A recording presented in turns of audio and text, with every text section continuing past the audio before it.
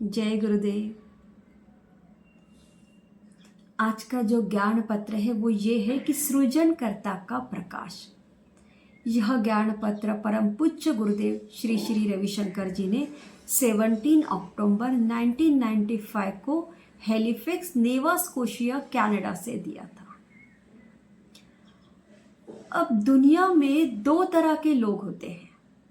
जैसे कुछ लोग सोचते हैं कि दुनिया में सब लोग अंदर से बुरे हैं, और कुछ लोग कुछ जो लोग हैं जो ऐसा सोचते हैं कि दुनिया में सभी लोग भीतर से गहराई में अच्छे हैं।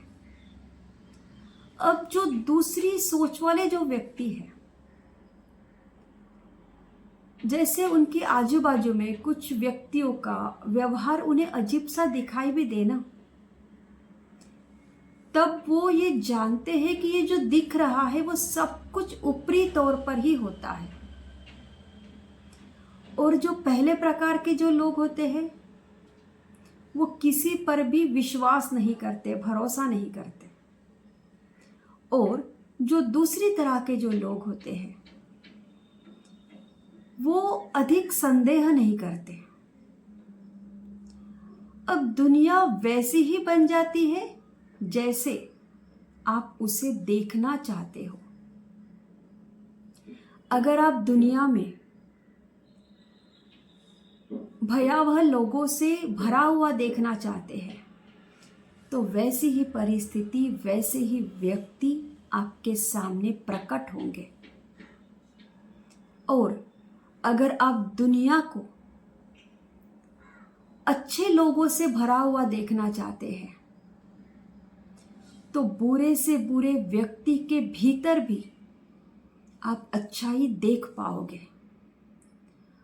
देखिए, कोई व्यक्ति बुरा नहीं है, सभी के भीतर सृजनकर्ता का प्रकाश है।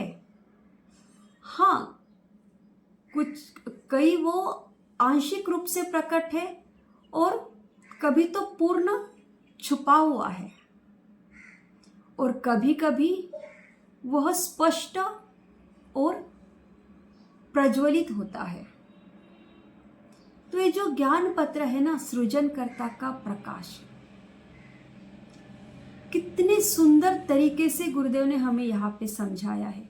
देखिए कि सभी के भीतर उस सृजनकर्ता का प्रकाश है, सबके भीतर चेतना है कि नहीं? तो लेकिन ये जो प्रकाश है, यहां पर क्या कहा है कि ये जो प्रकाश है कुछ जगह पर छिपा हुआ है और कहीं पर स्पष्ट रूप से प्रज्वलित है। इसका क्या मतलब है? मतलब जो लोग ध्यान करते हैं, साधना करते हैं, ज्ञान सुनते हैं,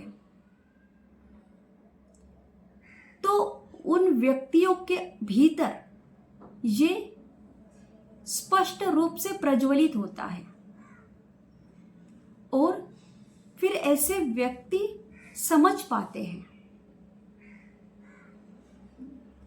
देखिए, सिंपल तरीके से अगर हम समझें तो जैसे हमारे घर में भी आप देखिए कि कई सारी इलेक्ट्रॉनिक की वस्तुएं होती हैं। टीवी है, फ्रिज है, पंखा, मिक्सर, एसी, बहुत सारी है कि नहीं? तो लेकिन उन सभी के भीतर अगर इलेक्ट्रिसिटी नहीं हो तो चलेगी क्या? नहीं। तो इलेक्ट्रिसिटी होना कितना महत्वपूर्ण है। वैसे ही हर व्यक्ति के भीतर उस सृजनकर्ता का प्रकाश है। सब में समान है, लेकिन कहीं पर उजागर है, कहीं पर छिपा हुआ है।